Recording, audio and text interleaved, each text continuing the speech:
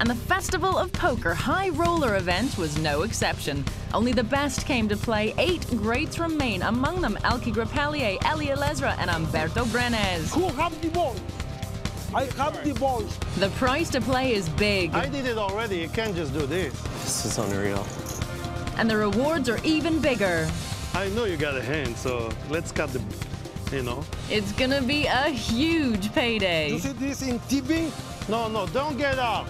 All in, my friend! All in!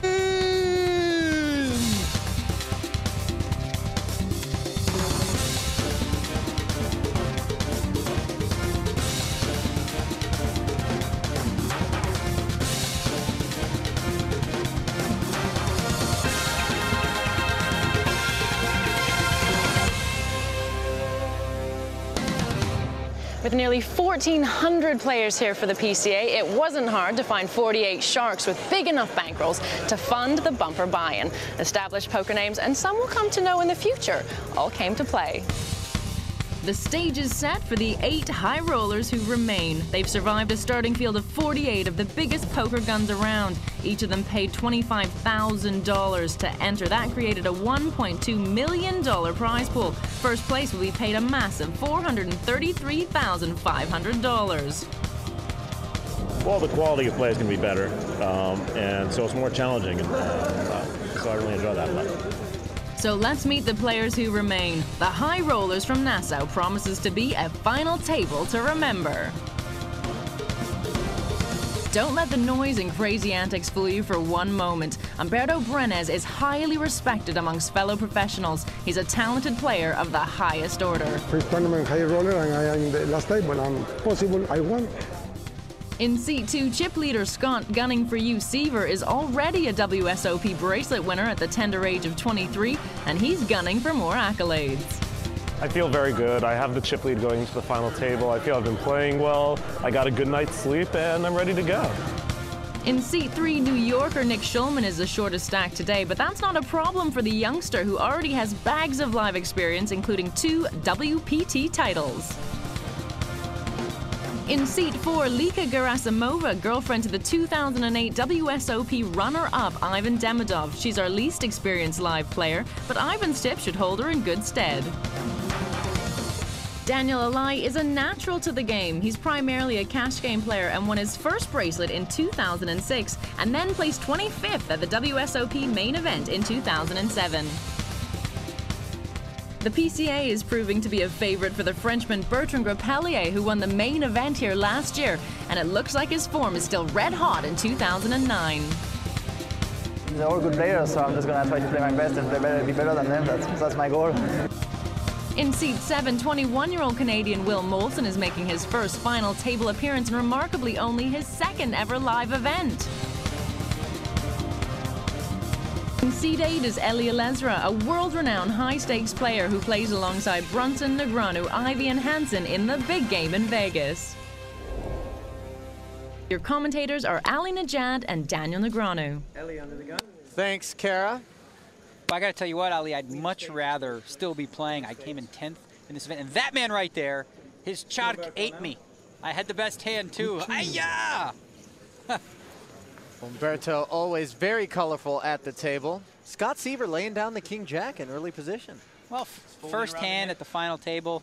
He's probably just going to wait and see a little bit, see how people are playing, make his moves later. Blinds are 3 and 6,000 with a $500 ante. You get a look at Lika Gerasimova. Well, she's got a boyfriend who I've played with quite a bit, Ivan Demidov, and he's quite a player, and I know this play is in his playbook as well. Very aggressive, and that's what she's doing here with A6, going after the blinds. Seasoned no-limit player Danny Alai lays it down. Over to former professional video game player, the Frenchman, Bertrand Grospellier. I'll tell you what, Elke has been on fire, and he seems to always do well here in the Bahamas. And once again at a final table. This time with the best hand now, with ace-queen. He opted not to re-raise pre-flop. Are you a fan of that, Daniel? Yeah, you know, I would say that Elke and I play a very similar style. Likes to see a lot of flops. A couple of 10s and a 9 on the board now. Well, it's a decent flop for a raiser. And since Gerasimova, she had the lead before the flop. You'd expect her maybe to lead again, but she's a little worried maybe about that board connecting with Elke's hand. Both players have checked the flop. Turn is the 5 of spades, 10-10. Pretty irrelevant looking card on the turn, 5 of spades. Elke must feel like his ace-queen is the best hand now with Gerasimova playing the hand so carefully. She's checked twice. And 22,500. now Elke goes ahead and wants to protect his hand. She's thinking, can ace-high be good here? Wow. That is so Demidov. She just comes out with the raise here with just ace-high, figuring that if Elke has some kind of a draw, maybe her ace-high is the best hand, or that she can use her image to maybe steal the pot, but Elke's not biting. Wow, this is a pretty impressive call from Elke here. Yeah, he's actually on the fact that she's making a move right here. 7 of clubs. 7 doesn't help anybody. He's going to check. Now the question is, will she fire another bullet? No. She'll check as well. Let's see. She's going to try to hope that her ace-high is good in showdown, but no. Ace-queen for 10s with an ace-queen. Wow, good instincts there from Elke to bet the turn, get raised, and still call. That sort of took a, you know, sort of like there was a knock to Gerasimova there. She's like, what? Ace-queen? Elke definitely among the more fearless players at the table. Elke's ballsy call takes the Frenchman into the chip lead with Scott and Umberto close on his tail. At the bottom, Nick Schulman is down to just under 15 big blinds. It's not desperate times yet, but they're just around the corner.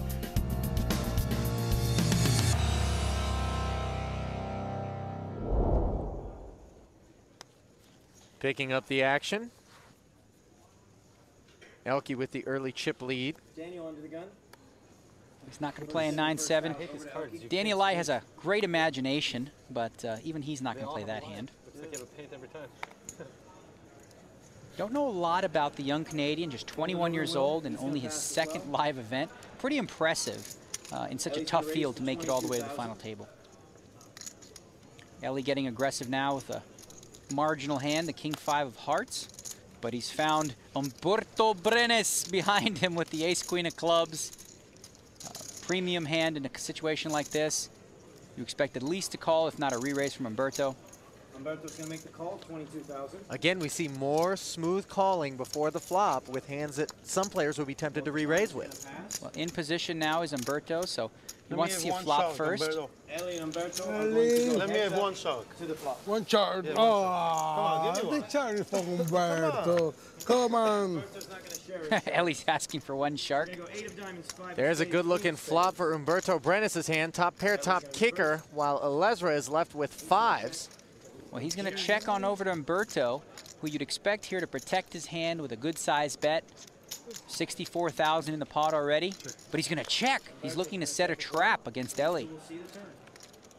Are you a fan of that play there, Daniel? It's a variation thing. He's just trying to mix it up. It does one thing for sure, though. It gives Ellie Elezra the impression now that, you know what, maybe my 5s are good. And that's exactly what he thinks right now when he fires out a bet. Ellie's going to bet 44,000. Middle card on the flop is paired. Third spade has showed up on the turn here. Well, that spade should kind of scare Umberto a little bit. There's also 2 8s out there. Ellie could have anything. Umberto's going to make the More call, conservative play from Umberto, content to just call. He's going to slow play his hand and hope that Ellie keeps bluffing. Well, that's Bingo. a card that, it's an interesting card for Ellie, because now Ellie has just queens and 8s with a king high. He's really got nothing anymore. And Umberto's doing a little acting here, like, huh, what, what is going on here? Standing up, you know what you have, Umberto. All part of the theatrics. He's certainly going to bet a full house. The question is, how long will it take? And you see Ellie giving him a glance there.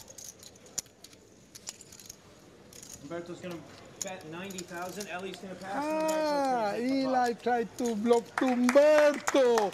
No bluff to Umberto.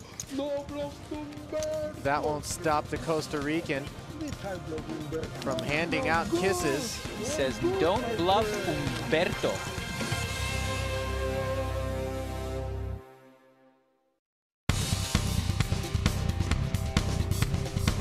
Welcome back to Nassau here in the Bahamas, host to the PokerStars.com Festival of Poker. Plenty of sun, sea, sand, and there's serious amounts of cash up for grabs too. Your commentators are Ali Najad and Daniel Negreanu. We're going to do something a little bit different in this particular hand and sweat with Elke. A lot of times you're sitting at home, you see everybody's whole cards. It's so easy to feel like those decisions shouldn't be difficult for the players, but when all you know is what you've got, it becomes a whole different ballgame, doesn't it? It's kind of fun. It's a little different, like you said. You know, a lot of times people do watch poker on television and think, well, why would he call? He's obviously beat. But when you don't get to see everyone else's cards, it makes it a lot more difficult. So this hand, we're going to play along with Elke and see if we can make as good a decision as he does. First action is going to be on Danny Lai. Looks like Danny's going to limp into the pot. Very tricky player. And here we go. This is our hand. Ace-10 of spades. I like it. Now against the Danny Lai limp, you would assume more often than not, late position limp. It's a weaker kind of hand. So with a hand like Ace-10 of spades, you'd want to raise a lot of the time. But Elke's playing it careful just in case Alai was setting a trap and was looking to limp re-raise. Yeah, despite being on the button, Bertrand's still limping in. A lot of players will do that from time to time. They'll just call the bet, hoping someone raises so they can re-raise.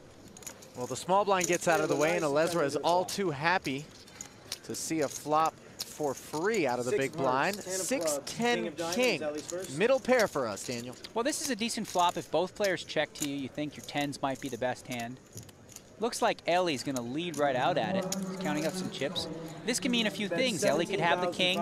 He could have kings up. He could have just a 10. He could even have a hand like queen 9 or 8-9 or just a pair of 6s. And it's just trying to steal the pot, hoping nobody has anything. Now, this type of play is a little more effective against one opponent, not two, right? Well, no. I mean, it looks more legitimate when you do it against two sometimes. But here what I would expect from Elke, based on playing past hands with him, is that he would just call here. And I think that's what I would do if I was up against a player like Alezra. Elke's going to make the call of 17,000. You are correct, Daniel. He does have position, so he doesn't have to get too crazy. These guys are going to go heads up to the turn now. Both players have some chips. 71,000 in the pot, 5 of diamonds on the turn. Doesn't look like a card that would have helped any hand that Ellie has, right? Totally innocent card, but Ellie doesn't look like he wants to relinquish the lead. And he's going to bet 27,000 on the turn. So this is where the key decision has to come in this hand. Elke has to decide right now, am I up against the king, or is possible that Alezra's pushing a hand like queen 10 or 9-10? He can afford to call one more time, which he's doing, see the river card, and see if Alezra fires a third bullet. Well, he was getting a pretty phenomenal price on his money, wasn't he? And now we've made trips, 3 10s with an ace kicker. Well, this is interesting, because now you've made 3 10s with the ace, but it doesn't look like Ellie wants to stop. Now, if Ellie's going to bet again when that card comes, you got to worry that he might have a hand like 10-6 or king 10, or he might have a worse 10. But you can almost rule out, Alezra having a king. And even if he does, he probably won't call you if you raise. So now you can see Elke kind of going, what should I do here? I'm pretty sure I got the best hand, but does it make sense to raise? He's certainly not folding, but what will he do? So he's playing back the events that have transpired thus far in this hand and trying to put the pieces of the puzzle together to get a better sense of what Ellie's got. Elke's going to raise. He feels like his hand is a little too strong to just call. That would be a little bit weak. And thinking, you know what? Maybe Ellie was pushing a pair of 10s and has also made 3 10s with a worse kicker. As for Alezra, he has to ask himself, okay, what can I beat now? The only kind of hand I could beat is if Elke was deciding to make some kind of goofy bluff raise on the river. Let's say he had queen jack, missed the straight draw, or something to that effect. But if Elke... You sure you did it in your head? 74.5? If Elke is not bluffing, then Alezra should know that, even a hand like 10 jack is in jeopardy. So he's got to go through the likelihood that Elke's bluffing. So really, Elke's putting the test to Alezra right now. Putting in a decent raise. Well, Ellie's not one for the Hollywood theatrics. We can assume, as long as he's taken here, that he has some kind of holding. We know that Alezra is not Hollywooding with a full house here, but he definitely has a good hand. So he's either got the king and is thinking about calling, or he also hit that 10, but is going to lose to Elke's kicker. Conversely, he's not Hollywooding with a queen 9 or something like that here. No, there's no way. You'll see players oftentimes try to maintain Alezra's a making sense the of call. table image. Okay, so Elke, oh wow, so it was exactly like we thought. Alezra actually had the 3-10s with a queen kicker, so he was notched because, you know, Alezra could only lose really to ace-10. You can see Ellie not happy about losing that big pot here in the early going, and the Frenchman has stormed out to an even bigger chip lead. What makes me a high roller? Great question. Is it the house you live in? Or the car you drive? Maybe it's the possessions you own. Or how about the number of bracelets you've won? Not those bracelets, these ones. It's a small group. It's mostly an elite field of top players. If you enjoy great poker, this is the event for you. A $25,000 entry fee is not an amount for the faint-hearted, which is why a high roller event attracts the best of the best. And the 8 remaining players will split the $1 million prize fund between them. Israeli-born Ellie Alezra has live winnings of over $1.8 million. In 2005, Nick Schulman became the youngest ever player to take down a WPT title. He was a multi-millionaire at just 21. Bertrand Elke Grappellier's crowning achievement came here at the PCA main event last year, where he won a massive $2 million. Lifetime live winnings exceeds $4.2 million. Umberto Brenes reigns as one of the highest earning players in history. Over 50 cashes at the WSOP and live career earnings estimated at $5.5 million.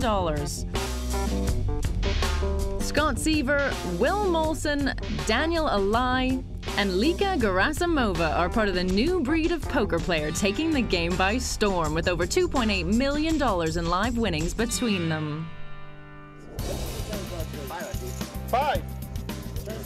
Ellie is very much part of poker's old guard, and the hand after he'd paid Elke off, he took back all his chips with a pair of kings.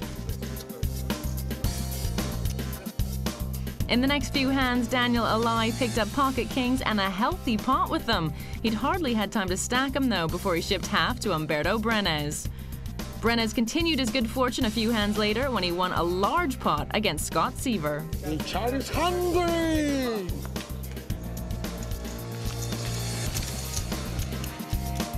We join the action in hand 33. Brenes is the chip leader and Nick Schulman the short stack.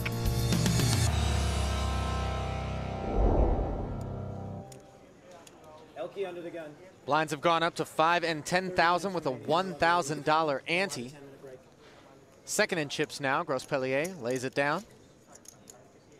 Where'd the name Elke come from, Daniel? Do you know? I think it has something to do with his video game playing past. I'm not really sure. Chip leader Umberto Brenes squeezes out King-9 of diamonds. Well, it's not a premium hand, but after a couple players have folded and you do have the chip lead, it's a hand that you would expect a player like Umberto Brenes, experienced veteran, to come in with a raise. He repositions the Finding Nemo figurines.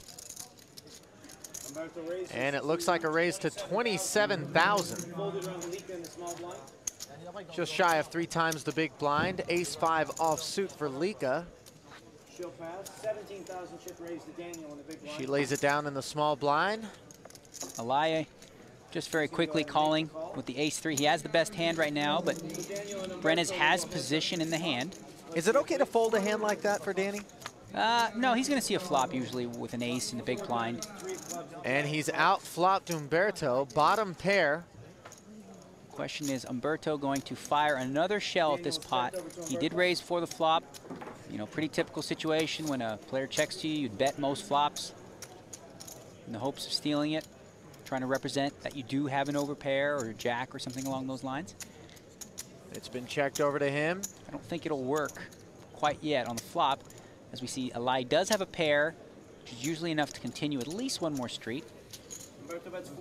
So Umberto's totally bluffing right here. He's got no hand, and really just hoping that Alai missed the board completely. Maybe Alai has a hand like King-Queen or King-10, and he'll throw it away.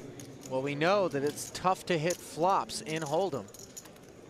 And Umberto is hoping that Danny has missed this here. You can see Danny Lai looking to get a read. I think he's giving Brenes the stare down, trying to go through his options. He's maybe thinking about the check raise, the check call, or possibly thinking, you know what, this is Umberto. He's pretty solid. Maybe he's got me beat here. Maybe he's got a big pair. Now, I know historically you've been a fan of playing small ball poker, keeping the pot sizes down. But a hand as vulnerable as ace-3 here, where just about any card on the turn other than an ace or a 3 is going to present you with somewhat of a dilemma. Is a check raise appropriate in this spot? It's too dangerous, usually. I mean, a check raise here, you know, if your opponent calls you, that doesn't really give you a lot of information. It risks too many chips. Eli is just actually going to throw it away. So he's playing a little cautiously against Brenes. Now, Brenes has built a reputation over the years of being pretty solid. Players know that when he's in there, he's got something. So there you see Umberto taking advantage of that tight image that he's cultivated over the years. Lee Nelson is here with me. Now, you have played with a lot of the guys here on the final table for the High Rollers event. Talk to me about their styles. Well, the styles of the players at the final table here is really vary. It's a very, very strong field. I've played with Umberto quite a bit. I've played with Elke quite a bit, and I've watched on television Danny Lalai and Ellie play. They play on Late Night Poker. The styles are different. Umberto has a very, very tight image, but he's sneaky. He will make moves, but he looks like he would never make a move. Elke, on the other hand, he plays a lot of pots. People will underestimate his hands or try to re-raise him a lot, but when the money goes all in, Elke will have a hand, which makes him, in my opinion, the favorite to win this. Elke! No! Elke! Well, the shark is hungry, and apparently it wants some of Elke's chips. Okay. No blackjack this time. No blackjack, Umberto. This is poker, no blackjack. I guess Umberto had himself a blackjack hand. Page 1 of anyone's poker book. Get a look here now at Scott Seaver, one of many great young internet players who trying to make a splash in the live world. And he's going to come in for a raise with 2 picture cards, Queen Jack, pretty standard. Nick's going to re-raise all in from the cutoff. Nick Schulman on the short stack is going to make his move here. Pretty automatic with Ace Jack suited for Nick Schulman to move all in on the short stack. He's got to figure he's ahead of the possible hands that Seaver could have. And if he folds, fine. If he calls, Ace Jack suited's not so bad. Pocket tens for Elke. This is a very tough spot for Elke because he's facing a raise and an all in. And he could easily be up against a bigger pair, and if not, a hand like ace, king, ace, queen. So the question is, does he want to gamble in this situation? It looks like he does. He's going to re-raise. He's figuring he's going to gamble against Nick Schulman and maybe have Scott Seaver throw his hand away. So it'll be a heads-up pot. 150,000 total. Scott's going to pass. So we're going to have a coin flip situation. Nick Schulman with 2 suited overcards. He's going to need to catch an ace or a jack. Of course, we saw Scott Seaver burned one of the jacks, which helps Elke's hand a little bit. Elke has him covered. Nick has ace jack suited in spades. Elke has pocket tens red, 10 of hearts, 10 of diamonds. Well, Nick's going to need now ace or a jack. After that flop, no help whatsoever. Deuce of diamonds. See the percentage is going up. Now Elke's up to 72%. Uphill climb for Nick Schulman. Well, that's no help again for Nick Schulman. Just down to 1 card. Nick is now looking for an ace. If he doesn't catch an ace or a jack, he'll be our 8th place finisher. Let's see the river card. Be down to 7. It's the 9 of diamonds. Let's have a big round of applause. Well, you can't fault Nick Schulman. He clearly did the right thing there, going all in with the ace jack suited. Was a little unlucky to run into Elke's pocket tens in the big blind. He'll shake some hands before bowing out in 8th place. Thank you, boss.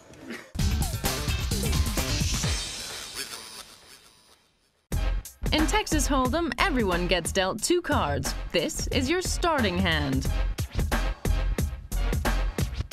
There are 169 possible starting hands in Texas Hold'em, ranging from the best to the worst. Which hands to play depends on your position in relation to the blinds and how many chips you have. But as a rule, anything less than a pair or an ace with a 10 or higher kicker is likely to get you into trouble. A good rule of thumb is to raise with big pairs and big connectors. With any other decent hand, smaller pairs, suited connectors, or strong aces, you might choose to call and try to see a flop. everything else should be folded. Well, that's unless you can see some more community cards for free. After the flop, things can change a lot, and how the rest of the table played their starting hands should give you an indication of how strong your hand is. Okay, fuck. Last but by no means least, don't be predictable. Mix up your game. And the hands you raise and call with every now and then. I had the best hand. I promise you that. Make it as hard as possible for anyone to be able to work out which starting hand it is that you're holding. He had nothing, absolutely nothing.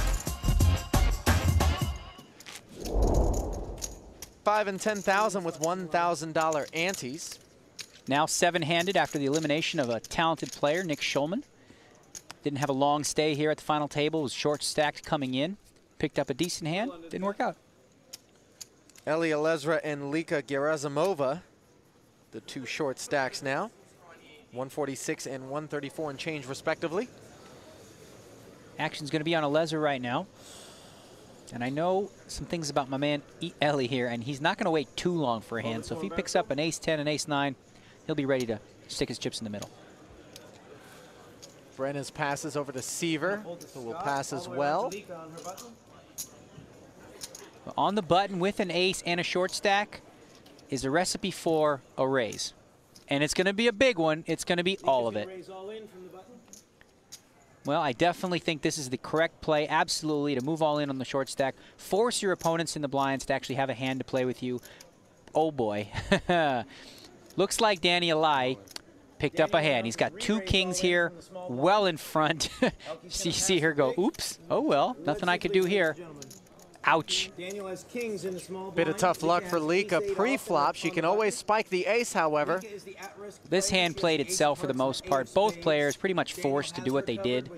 On the short stack, you pick up ace-8, you got to go with it. And, of course, Alai has an easy decision with 2 kings.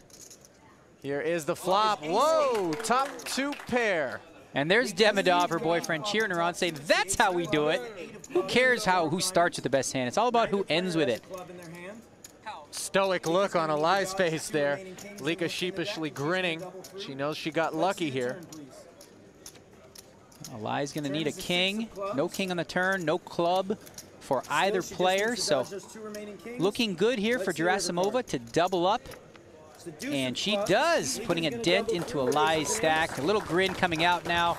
Some cheers from her man who taught her that crazy move. Well, the little lady's not quite ready to check out yet.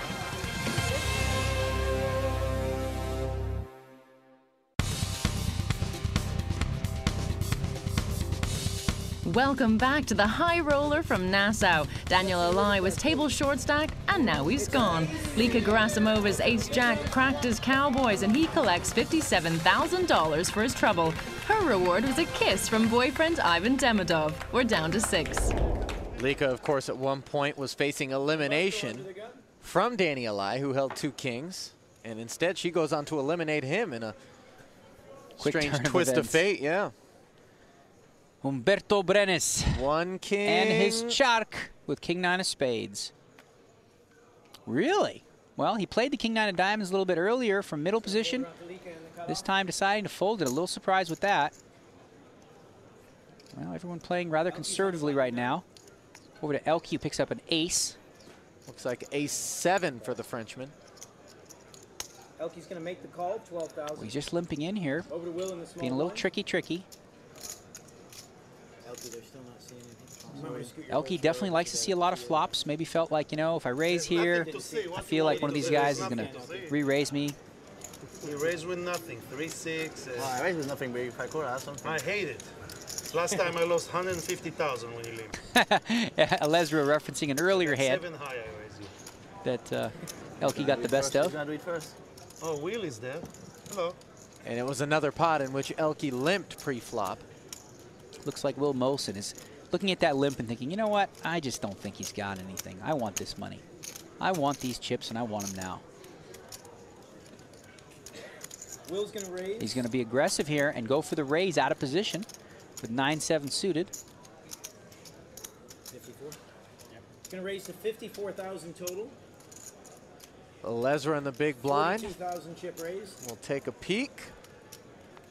Nope. So Ellie's gonna pass. back to Elke, and look at that, a quick fold there from Elke, not looking to play a big pot on someone else's terms despite having position on the hand. A lot of players likely would have raised coming in with the A7. Elke, it's a different brand of poker. He'd rather keep the pot small. The lively Costa Rican Humberto Brenes is dominating the table in more ways than one. He has the chip lead whilst Elke is sitting close by in second place. Scott Seaver, Lika Gerasimova and Will Molson are comfortable, whilst Ellie Alezra needs to start thinking about making a few moves. 6 of our original 8 players remain in the high roller event from Nassau. Humberto Brenes leading the way, followed closely by Elke. Blinds are at 6 and 12,000 with $1,500 antes. Elke's picked up a real hand with pocket tens, and he's definitely going to raise. 27.5. Much smaller raise than some other players might come in for. Well, you know, Alezra just wants a hand. He's like, come on, give me a king and a queen. Give me something. I want to get in there. Duck soup for Brenes. Well, he's already got 12,000 out there, so it's a small amount to call. And with a hand like 2 deuces, you might just hope that, hey, you know what, a deuce might flop. I could potentially, you know, bust Elke here. Both players here, again, have to be a little careful against each other because they are well ahead in chips. The 2 big stacks. That's right. Wow! Oh my goodness! This is going to be trouble. A set of deuces for Humberto Brenes, and he's gonna lead out here. Wow, that's kind of a tricky play. Often when a player leads, you feel like they're weak. He's trying to throw Elke off. What he doesn't know is Elke's got him crushed. He's gonna need to catch a 4th deuce to win this pot. When you lead out, you also risk not getting any action on your hand too. Well, that's Elke's not going to be now the case here. Elke's really hoping to see Humberto Brenes fire another bullet on the turn. And you would think that Humberto's either going to go for a check raise here, or he's going to continue to bet and protect his 3 of a kind. With the queen 10 there, you know, it's possible Elke could have a draw, something like king jack, even jack 9, ace king. Humberto doesn't want to let him get there for free maybe, and might decide to just lead out, which he does. Humberto's gonna bet 60,000. You know, if I didn't see Humberto's cards here, I would think, what can he possibly have? You know, he's playing it like sort of a scared queen, if you will, and sort of trying to trick Elke. What he doesn't know, of course, is that Elke's got him. You know, and now Elke just has to wonder, what in the world can Humberto have here?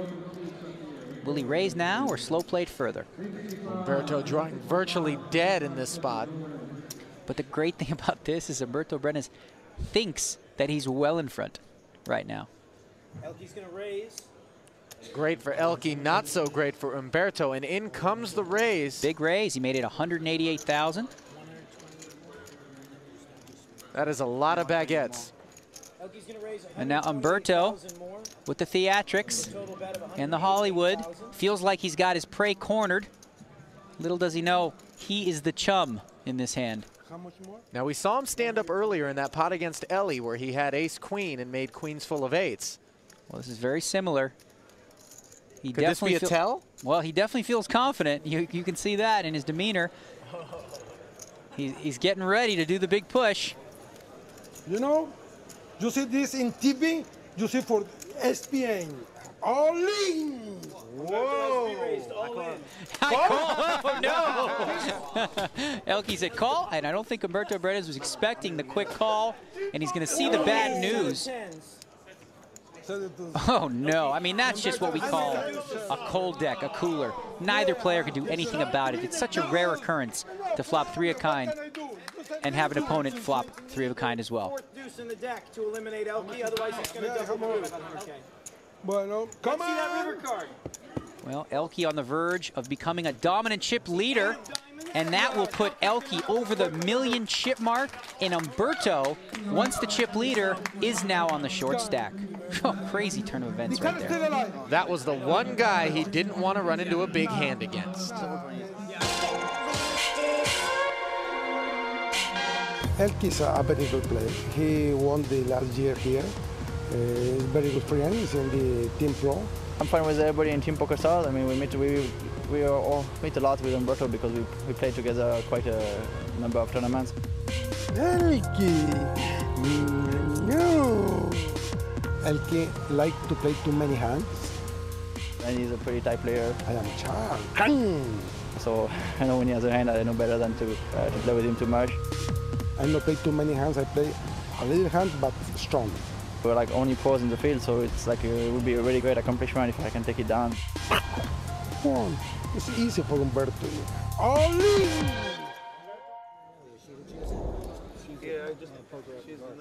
Blind steady at 6 and 12,000 with a $1,500 ante, and there is the overwhelming chip leader, Frenchman Bertrand Grospellier. Well, you're going to expect to see one thing from Elke, and that's a lot of raising, a lot of small raising, especially with a hand like 2 floors. He's really going to look to push the envelope, if you will, and try to take advantage of maybe some conservative play at this table. I like play with Le France, Umberto.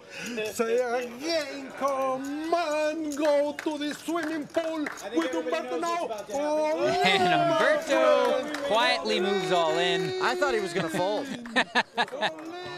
Well, Umberto's already accepting handshakes as though he's won this pot, but yeah, last time I checked, 5 cards have got to be in the middle before the outcome is decided. He is in very good shape.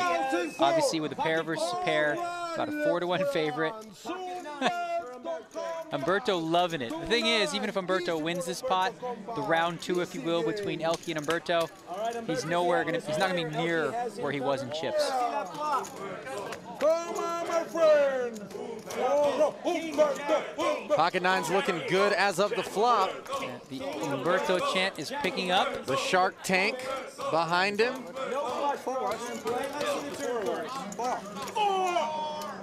There's a queen on the turn. So far, so good for Umberto and family. His son's there cheering him on. All he's gonna do is fade one more card. Modest double up for the Costa Rican. It'll take a few more like that, however. It's easy. It's easy. Well, it wasn't so easy when he had 3 deuces. Elke, a good sport about it. He knows he got the upper hand in that altercation. Moving ahead, Scott Seaver, first to act. He's been quiet so far. Playing pretty carefully, came in with a good stack of chips. He's maintained that chip stack, not gotten into a lot of trouble. Mostly we've seen a lot of action between Elke and, of course, Umberto. Will Molson also been relatively quiet, and now over to Eli Alezra with Jack-8 off suit. Eli's just looking for something. He's just looking to play here. And he's just going to call from the blind, hope that he can see a cheap flop. There's the kind of hand Eli doesn't mind being up against, a 10-8. Brenes does have position.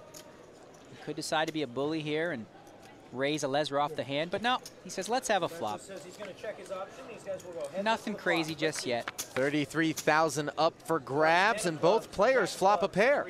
Well, both players have a little piece of that. Of course, Alezra well in front now. He's got the jacks versus Brenes, who has 10s.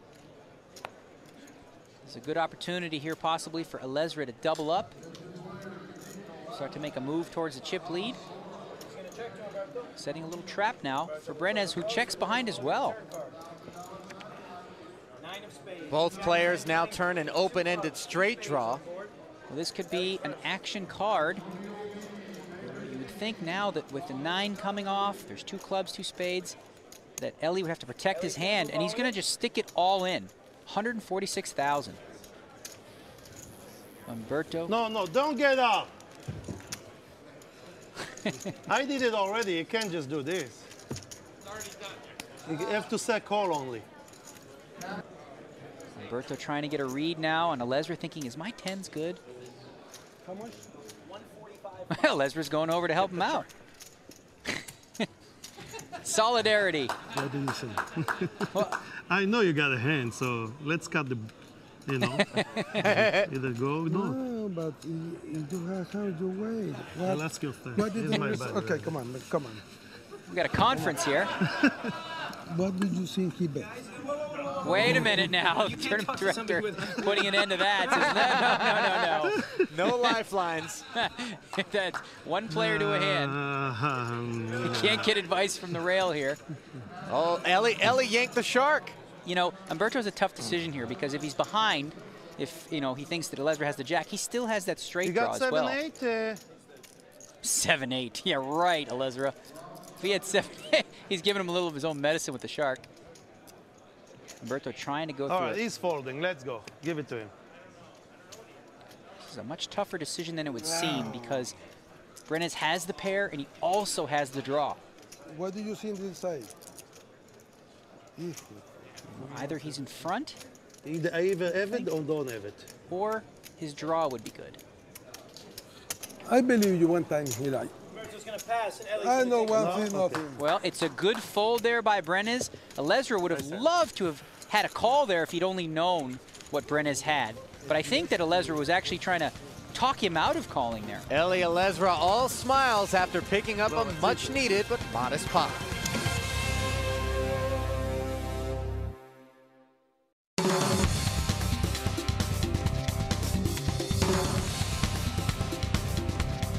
Welcome back to Nassau, host to the Festival of Poker. Germany took the prize money and the trophies when we kicked off with the World Cup. The PCA main event is into day 2. Going strong, England's Victoria Coren and last year's runner-up Hafiz Khan. Brazilian Felipe Ramos is chip leader.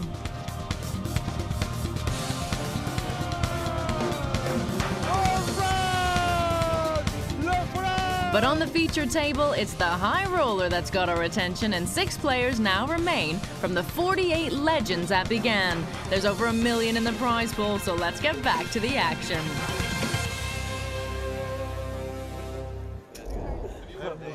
Now, if I'm not mistaken, we are not paying out in gold. It will actually be all cash. That's what I hear. Although, you know, you can never go wrong with gold. Oh, looks like I got a new financial advisor, huh? Oh, you don't want to take financial advice from me. But poker advice we will definitely take.